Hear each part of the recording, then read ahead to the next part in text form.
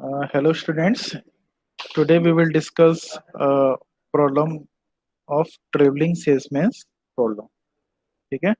So in the unit 2 there is a one more topic which is remaining. Uh, this is called traveling salesman problem. Commonly this is indicated by TSP. ठीक है. तो TSP जो travelling salesman problem है वो हम assignment model के through ही solve करेंगे. Now what is actually there in the TSP problem? See, in this TSP problem सबसे पहली बात है there is only one salesman. ठीक है, केवल एक ही सेल्समैन है which is traveling to the different cities. Let us say वो 4 सिटी में ट्रेवल कर रहा है. This A is the origin point. यहाँ से स्टार्ट कर रहा है. ठीक है, तो A से B में जा रहा है, B से C में जा रहा है, D से C से D में जा रहा है और वापस A में जा रहा है. ये तो हो गया पहला ऑप्शन. ठीक है, इसके अलावा और क्या इक्वेशन बन सकती है? ए से बी में ना जाके ए से लेटर से ए से सी में जा रहा है, सी से बी में जा रहा है, फिर बी से डी में जा रहा है और फिर वापस ए में आ जा रहा है. तो ये हो गया हमारा ऑप्शन नंबर 2. ठीक है, तो depend upon what matrix is given. हमारे पास मैट्रिक्स कौन सी गिवन है?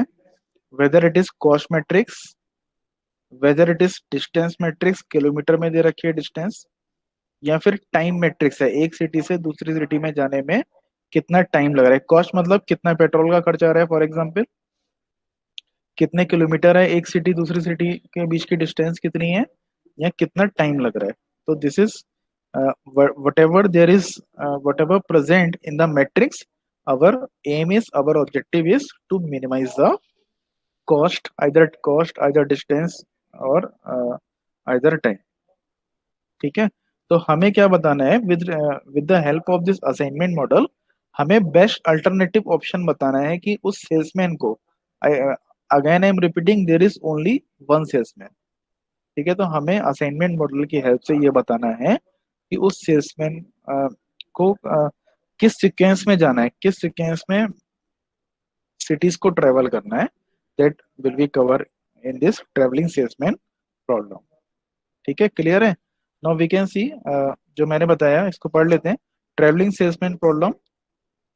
There is a number of cities a salesman, single salesman must visit. The distance, time and cost between the each pair of cities known. He start from his home city, मतलब A city number A से origin करेगा, passes through each city once and only once and return to his home city. यानी एक city के बाद मतलब ए से B में जाएगा, बी से सी में जाएगा, फिर सी से बी में नहीं जाएगा. मतलब एक सिटी में 2 बार नहीं जाएगा. एक बार काम कर अपना सुबह निकलेगा और पूरी साइकिल कंप्लीट करने के बाद ही अपनी होम सिटी में वापस आएगा, या फिर कह सकते हैं अपनी ओरिजिन सिटी में वापस आएगा. The problem is to find out shortest route in distance. ठीक है, तो हमें रूट निकालना है, जो ऑप्टिमम रूट है वो हमें निकालना है. अगर distance, if the distance between every pair of cities is independent of the direction of travel, the problem is said to be symmetrical. If one or more pair of city distance vary with direction, the problem is said to be asymmetrical. For example, अगर A से लेकर B city है, B अगर hilly area पे है तो A से B जाने में उसे टाइम तो ज्यादा लगेगा, लेकिन B से A में जाने में उसे टाइम कम लगेगा. हिल से जब उतरते हैं, पहाड़ी इलाके से अगर हम उतरते हैं तो टाइम जो है वो कम लगता है एज कम्पेयर टू जब हम उसके ऊपर जाते हैं. तो अगर इस तरीके की प्रॉब्लम है तो असिमेट्रिकल है, तो इतना डिटेल में हमें जाना नहीं है. We will not see theory in so much detail. मतलब हम अभी सिमेट्रिकल प्रॉब्लम से ही डील कर रहे हैं. ठीक है, या हमें मतलब नहीं है प्रॉब्लम सिमेट्रिकल है या अनसिमेट्रिकल है, जो भी हमें कॉस्ट मैट्रिक्स दे रखी है उसमें हम असाइनमेंट मॉडल निकालेंगे, असाइनमेंट मॉडल अप्लाई करेंगे और ऑप्टिमम रूट फाइंड आउट कर लेंगे. तो just read out this line. If a salesman is to visit only 2 cities, then there is no choice. कोई असाइनमेंट मॉडल लगाने की जरूरत नहीं है. If the cities are 3, starting from the base A, there are 2 possibility. A to B जाएगा, B to C जाएगा, या A to C जाएगा, then C to B जाएगा. अगर 4 cities हो जा रही हैं तो बहुत सारी पॉसिबिलिटी हैं. There are 6 possibility. पहले क्या करेगा? A से B, B से C, C से D में जाएगा, या फिर A से B जाएगा, B से D जाएगा, D से C जाएगा, या फिर ए से सी, सी से डी, डी से बी, यानी देयर आर डिफरेंट पॉसिबिलिटी। आपको ये बताना है with when by applying the assignment model कि कौन सा ऑप्शन बेस्ट है, किस सिटी में पहले जाए और किस सिटीज में बाद में जाए। ठीक है, एजम्पशन विल रिमेन सेम। किसी भी सिटी को दो बार में किसी भी सिटी में दो बार में नहीं जाना है। एक सिटी में एक बार चला गया, फिर तीसरी सिटी में जाएगा, फिर चौथी सिटी में जाएगा, फिर वापस लौट के आ जाएगा। ठीक है, ये एजम्पशन है हमारे असाइनमेंट मॉडल में। The other application of this assignment model, it could be in a postal delivery, inspection, school bus routing, television relay, assembly line etcetera. तो यहाँ पर सेल्समैन का जिक्र नहीं है, बट जो मॉडल है mathematical model, that can also be apply into this different field also, जो कि हमारे अभी मतलब सिलेबस में नहीं है। अभी हम वैसे टीएसपी का कंसेप्ट समझने की कोशिश कर रहे हैं, तो एक न्यूमेरिकल देखेंगे इसमें बस। ठीक है, now mathematical model of TSP, तो इसको इतना डिटेल में करने की जरूरत नहीं है। बस इसमें इतना जान लो, जहां पर इसमें बस ये बात समझ लो, जब जैसे 1 to 1 है, ठीक है, या 2 to 2 है, इसकी ट्रेवलिंग कॉस्ट क्या होगी? अगर मेरठ से मेरठ जा रहा है, ठीक है, मेरठ से मेरठ जा रहा है, या मोदीनगर से मोदीनगर जा रहा है, तो ट्रेवलिंग कॉस्ट 0 होती है। तो उस 0 में हम असाइनमेंट ना दे दें, इसके लिए हम क्या करते हैं, जो 1 to 1 है, 2 to 2 है, 3 to 3 है, इन सब में हम एक पेनल्टी कॉस्ट लगाते हैं इनफाइनाइट, या फिर हम एम से भी डिनोट कर सकते हैं। इनफाइनाइट जो डायगोनल है, इस डायगोनल में हम इनफाइनाइट असाइन कर देते हैं, ताकि गलती से इसमें कोई असाइनमेंट ना हो जाए। बस इतना समझ लो, बाकी की चीजें न्यूमेरिकल में समझ में आ जाएंगी। ठीक है भाई, यहाँ तक क्लियर है? Condition for the TSP, salesman should not visit the cities twice until he has visited all the city, यानी दोबारा किसी सिटीज में वापस नहीं जाएगा। दोबारा तब जाएगा जब एक बार पूरा चक्कर लगा लेगा, चारों सिटीज को ट्रेवल कर लेगा। No assignment should be made along the diagonal line, तो डायगोनल लाइन के अलोंग में हमें कोई भी असाइनमेंट नहीं देनी है। Assign a large penalty infinite to the same city or the diagonal line, तो हमें एक लार्ज पेनल्टी देनी है to the same city or the diagonal line. तो let us see the question. Question है, एग्जाम्पल है, a salesman want to visit cities 1 2 3 4, he does not want to visit any city twice before completing the tour of all the cities and wishes to return to his home city, the starting station. From one city to another in rupees is given in the table.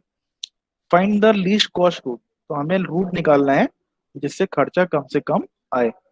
अब देखो, ये matrix समझ लो, ये matrix किस तरीके की है। पहली बात, ये कॉस्ट मैट्रिक्स है, ये डिस्टेंस मैट्रिक्स नहीं है, टाइम मैट्रिक्स नहीं है, दिस इज कॉस्ट मैट्रिक्स। तो कॉस्ट दे रखी है, अगर सिटी देखो, सिटी 1 से 1 ट्रेवल कर लेगा तो कॉस्ट कितनी है? 0। 2 से 2 में ही रहेगा तो कॉस्ट 0 है, 3 से 3 में रहेगा तो कॉस्ट 0 है, 4 से 4 में रहेगा तो कॉस्ट 0 है। तो ये डायगोनल है, डायगोनल में हमें कोई भी असाइनमेंट नहीं देना है। ठीक है, तो एक से लेकर अगर 2 जा रहा है, 1 to 2 जा रहा है तो 30 कॉस्ट है, 1 to 3 जा रहा है तो 80 कॉस्ट है। तो इस तरीके से ये कॉस्ट मैट्रिक्स दे रखी है। इन बिटवीन द सिटी जो ट्रेवल करने की कॉस्ट है वो हमने बना ली। सबसे इंपॉर्टेंट बात जो आपको ध्यान रखना है इसमें, if you see left hand side, यहाँ भी सिटी है 1 2 3 4, और यहाँ राइट हैंड साइड देखोगे, यहाँ कॉलम की साइड में देखोगे तो यहाँ भी सिटी है। तो अभी तक हमने जितनी भी प्रॉब्लम करी ट्रांसपोर्टेशन में या फिर असाइनमेंट में जो प्रॉब्लम करी, तो लेफ्ट हैंड साइड होता था जॉब और कॉलम की साइड होता था मशीन। मतलब ये पैरामीटर अलग अलग होते थे, यहाँ अलग अलग नहीं है। यहाँ अगर मेरठ, मोदीनगर, गाजियाबाद और नोएडा है, तो यहाँ भी मेरठ, मोदीनगर, गाजियाबाद और नोएडा है। तो ये दोनों पैरामीटर रोज की साइड में और कॉलम की साइड में दोनों सेम है, बस ये डिफरेंस है in this TSP model as compare to the other problem which we have done earlier. ठीक है भाई, यहाँ तक क्लियर है? प्रॉब्लम समझ में आ गई? करने से यस सॉल्व सर। करें? ठीक है। Now as per the mathematical model जो मैंने मेथड बताया, we will give a large penalty in the diagonal. क्यों करेंगे? क्योंकि असाइनमेंट प्रॉब्लम में जब हम सॉल्व कर रहे होंगे, गलती से इस असाइनमेंट ना दे दें, तो इसको अवॉइड करने के लिए वो तो पॉसिबल ही नहीं है। Now we will solve this problem, TSP problem, by the assignment model. ठीक है, तो this is our matrix in which we assign at the diagonal we assign a large penalty infinite. Now first step is to reduce the cost matrix, reduce the matrix, by row operation. ठीक है, row operation से हमने reduce कर दिया। Minimum element, minimum cost in row number 1 is 30, तो infinite minus 30 कितना होगा? Infinite minus 30, it will be infinite. ठीक है, तो यहाँ कुछ भी चेंज नहीं आएगा, 30 मिनिमम हो गया, 30 minus 30 is equal to 0, 80 minus 30 is equal to 50, 50 minus 30 is equal to 20। Sir ये ऊपर का क्या होगा सर? हाँ, सर ये ऊपर लगा रेड से मैं sign large penalty to same city. क्यों दिया? हाँ सर, इसका मतलब क्या, लाइन को ऊपर लिख दिए। Assign large penalty to the same city, यही तो मैं बता रहा हूँ ना।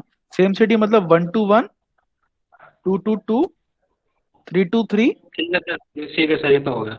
सेम सिटीज है ना, सेम सिटीज को हमने लार्ज पेनल्टी दे दी। ठीक है, now continue. In row number 2 minimum element is 30, 40 minus 30 is 10, infinite minus 30 is equal to infinite, 140 minus 30 is equal to 110, 30 minus 30 is equal to 0, 20 is the minimum cost in row number 3, तो minus कर दो, 40 minus 20 is equal to 20, 50 minus 20 is equal to 30, 20 minus 20 is equal to 0। Minimum element is 70, 70 minus 70 is 0, 80 minus 70 is 10, and 130 minus 70 is equal to 60। ठीक है, अब हम check कर लेते हैं क्या कोई कॉलम छूट रहा है क्या जिसमें जीरो नहीं है। यस, जिस कॉलम नंबर 3 में भी कोई जीरो नहीं है, तो कॉलम नंबर 3 को भी मैं रिड्यूस करूंगा। कॉलम नंबर में जीरो अवेलेबल है, तो कॉलम को मैंने एज इट इज उतार दिया।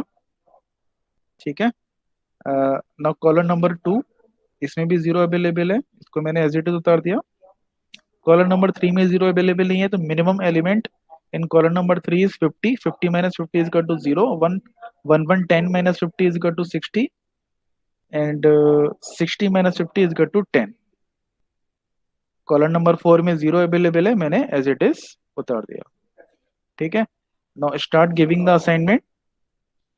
रो नंबर 1 में सिंगल जीरो अवेलेबल नहीं है, रो नंबर 2 में सिंगल जीरो अवेलेबल है, मैंने असाइनमेंट दे दिया। इसके करस्पॉन्डिंग कॉलम को मैंने स्ट्राइक आउट कर दिया। रो नंबर 3 में कोई जीरो नहीं है, रो नंबर 4 में जीरो। ठीक है, यहाँ तक समझ में आ गया था स्टूडेंट्स? ये यस सर। असाइनमेंट हो जाएगा ये तो। ठीक है, असाइनमेंट के बाद हम क्या करेंगे? आफ्टर पहले हमने क्या किया, रो से रिड्यूस कर दिया, फिर हमने कॉलम से रिड्यूस कर दिया, देन उसके बाद हमने असाइनमेंट दे दी। असाइनमेंट देने के बाद इज इट ऑप्टिमल सॉल्यूशन? क्या ये ऑप्टिमल सॉल्यूशन है?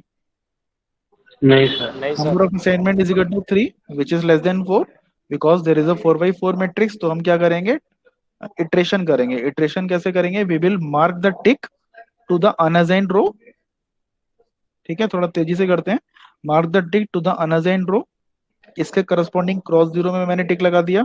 कॉलम नंबर 4 को ऑब्जर्व किया, मुझे एक असाइंड जीरो मिल गया, इसमें टिक लगा दिया, और रो नंबर 2 में कोई भी क्रॉस जीरो नहीं। अब मैं क्या करूंगा, बॉर्डर क्रॉस लाइन ड्रॉ करूंगा for the untick row, untick row and tick column. ठीक है, untick row and tick column. Then इसके बाद जो रिमेनिंग पोर्शन है, जो जो कि स्ट्राइक आउट नहीं हुआ है, इसमें मिनिमम एलिमेंट क्या है, 10। तो मैं क्या करूंगा, 10 को माइनस कर दूंगा, 10 - 10 is equal to 0, infinite -10 is equal to infinite, 60 - 10 is equal to 50, 20 - 10 is equal to 10, 30 - 10 is equal to 20। जो भी हमारे जो भी इंटरसेक्टिंग पॉइंट है उसमें 10 को प्लस कर दूंगा, जितना माइनस किया है उतना प्लस कर दूंगा, 20 + 30 हो गया। और ये इनफाइनाइट यहाँ पर इंटरसेक्शन कर रहा है, तो कोई फर्क नहीं पड़ेगा, ये इनफाइनाइट है। बाकी की टर्म को मैंने एज इट इज उतार दिया। It is 0 0 is 0 0, it is 0 10 and 10। ठीक है, तो इस मैट्रिक्स को मैंने दोबारा उतार दिया, 0 0 0 0 और 20, 0 0 0 40। ये थोड़ा सा ओके, इसको मैं फिर से असाइन कर देता हूँ यहाँ पर। Let us assign here, assign the give the assignment here. इसको is there any single zero in the row number 1? नहीं है, रो नंबर 2 में भी नहीं है, रो नंबर 3 में सिंगल जीरो है। तो रो नंबर 3 में जो सिंगल जीरो है, करस्पॉन्डिंग जीरो को मैंने स्ट्राइक आउट कर दिया। रो नंबर 4 में सिंगल जीरो मिल गया, मैंने असाइन कर दिया और इसको स्ट्राइक आउट कर दिया। कॉलम नंबर 1 में नहीं है, कॉलम नंबर 2 में नहीं है, कॉलम नंबर 3 में नहीं है, और फिर हमने देखा कॉलम नंबर 4। कॉलम नंबर 2 में तो है सर। यस, कॉलम नंबर 2 में है, कॉलम नंबर 2 में है। कॉलम नंबर 2 को असाइन कर दिया अगेन। सारे के सारे जीरो जो है वो आइदर असाइन हो गए या क्रॉस आउट हो गए।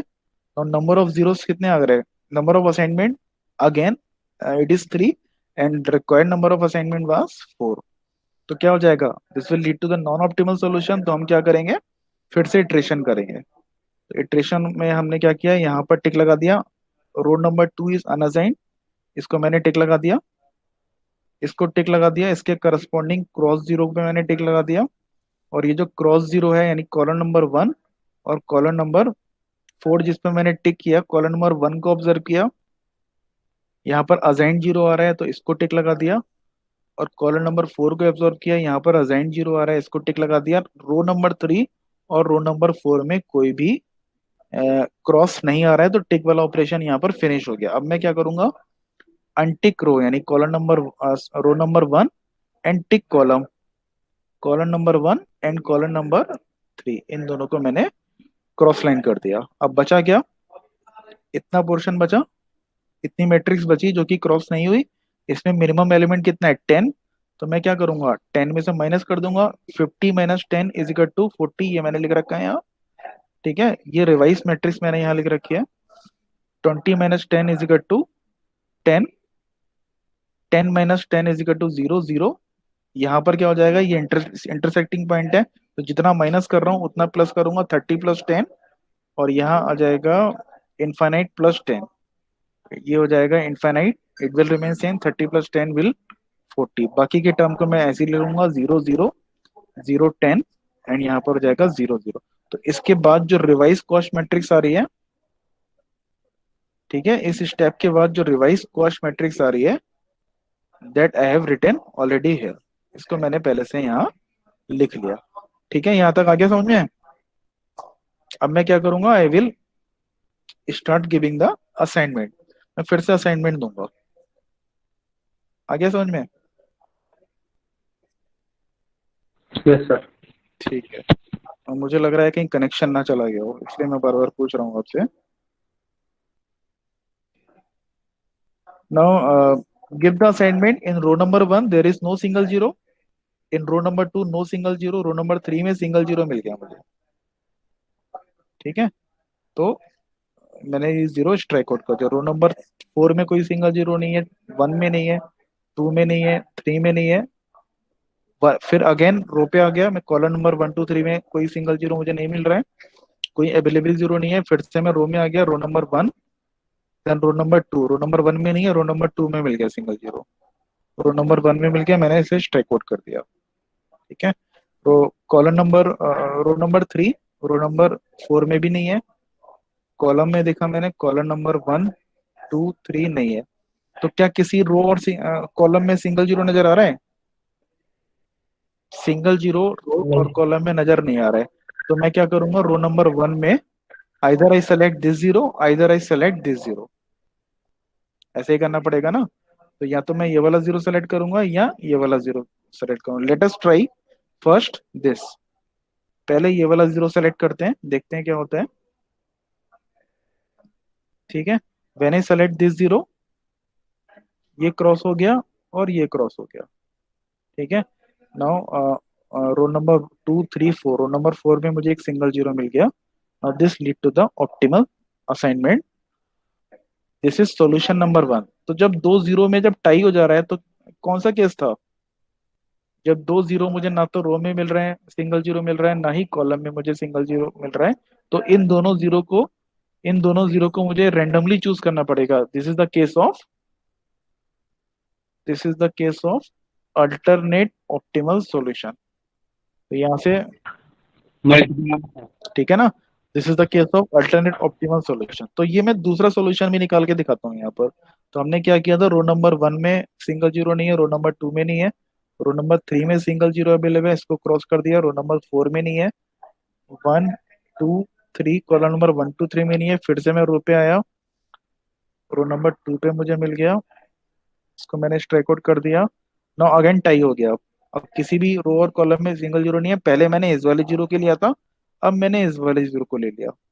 ठीक है, इस वाले जीरो को लिया तो इसके करस्पॉन्डिंग रो और कॉलम को मैंने स्ट्राइक आउट कर दिया, और एक सिंगल जीरो ही बचा पूरी मैट्रिक्स में, मैंने इसे असाइन कर दिया। तो ये दो सॉल्यूशन है। अगर मैं बात करूं, ट्रेवलिंग सेल्समैन की बात ना करूं, तो दोनों का आंसर देखो सेम आएगा। आप करके देखो। आप अगर मैं इस सॉल्यूशन 1 की मैं बात करूं, सॉल्यूशन में अगर फर्स्ट की बात करूं तो कितना आ रहा है सॉल्यूशन, ये ओरिजिनल मैट्रिक्स है। ठीक है, ओरिजिनल मैट्रिक्स लिख लिया मैंने, यहाँ पर हो जाएगा 30 + 40 + 20 + 130। बताओ कितना आ रहा है। सॉल्यूशन 1 में टोटल कॉस्ट आ रही है हमारी 30 + 40 + 20 + 130। कितनी आ रही है? 220। 220। ठीक है, अगर हम सॉल्यूशन 2 की बात करें, अगर हम सॉल्यूशन 2 की बात करें तो टोटल कॉस्ट कितनी आ रही है सॉल्यूशन 2 की? 220। सॉल्यूशन 2 में एक असाइनमेंट आ रहा है यहाँ पर, एक यहाँ पर आ रहा है, एक यहाँ पर आ रहा है, और एक यहाँ पर आ रहा है। तो इट इज अगेन 80 + 40 + 20 +, ठीक है, तो ये भी कितना आ रहा है 220 ही आ रहा है। बट यहाँ पर एक ही सॉल्यूशन वैलिड है, दूसरा सॉल्यूशन वैलिड नहीं है। हमें ये निकालना है कि कौन सा सॉल्यूशन वैलिड है। ठीक है, तो अब ध्यान से देखो, why this problem is unique as compare to other problem. हमें क्या निकालना था, हमें जैसे हम क्वेश्चन अपने वापस थ्योरी पे जाएं, हमें बताना था कि बेस्ट पॉसिबल कॉम्बिनेशन क्या है, कौन सी सिटीज में वो ट्रेवल करे, हमें ये निकालना था। Let us try to find find out in this question. Let us take solution number 1। तो सॉल्यूशन नंबर 1 में 1 से चल रहा है भाई, 1 से चल रहा है तो कहाँ जा रहा है, यहाँ असाइनमेंट किसमें, बॉक्स किसमें बना हुआ है 2, 1 से चल रहा है 2 पे। ठीक है, अब 2 से कहाँ जाएगा, ये 2 से या तो 3 पे जाएगा या 4 पे जाएगा। बट यहाँ असाइनमेंट हमें क्या बता रहा है कि 2 से कहाँ जा रहा है, इसे कहाँ जाना है 1, तो 2 से जाना है 1। तो इज इट पॉसिबल, ये पॉसिबल है, फिजिबल है, ये ऑप्टिमम सॉल्यूशन नहीं है। ठीक है, let us explain solution number 2, then you will come to know. तो कंसेप्ट आपका क्लियर हो जाएगा। सॉल्यूशन 2 में ये क्या बोल रहा है, जो सेल्समैन है सिटी नंबर 1 से चला, यानी इसकी सीक्वेंस क्या है 1 2 3, सिटी नंबर 1 से चला और कहाँ चला, सिटी नंबर 3 में गया। सिटी नंबर 3 में जाने के बाद अब 3 से कहाँ जाएगा, या तो 2 में जाएगा या 4 में जाएगा। इसका सोल्यूशन मुझे कैसे पता चलेगा, मैं 3 में देखूंगा 3 से कहाँ जा रहा है, बॉक्स कहाँ पर बना हुआ है 4 में, यानी 3 से कहाँ पर चला 4 में। ठीक है, अब 4 से कहाँ जा रहा है, इसके लिए मैं ये सोल्यूशन देखूंगा 4 से, बॉक्स कहाँ बन रहा है 4 से बन रहा है 2 पे, यानी 4 से जाएगा 2 पे। अब 2 के बाद कहाँ जाएगा, अगेन मैं इसमें सॉल्यूशन देखूंगा 2 के बाद बॉक्स कहाँ बन रहा है 1 में, यानी ये वापस लौट के 1 में आ जाएगा। यहाँ तो लूप बन गया, यहाँ तो लूप का फॉर्मेशन हो गया। जहां से स्टार्ट किया सेल्समैन पहले, जहां से स्टार्ट किया पहले सिटी नंबर 3 में गया, फिर सिटी नंबर 4 में गया, फिर 2 में गया, फिर 1 में गया, कुछ भी रिपीटेशन नहीं हुआ, कुछ भी रिपीटेशन नहीं हुआ। बट यहाँ पर क्या हो गया, इस सॉल्यूशन ने हमें क्या बताया 1 to 2 गया, फिर वापस 1 पे आ गया, तो ये फिजिबल सॉल्यूशन नहीं है, नॉट एन फिजिबल सॉल्यूशन।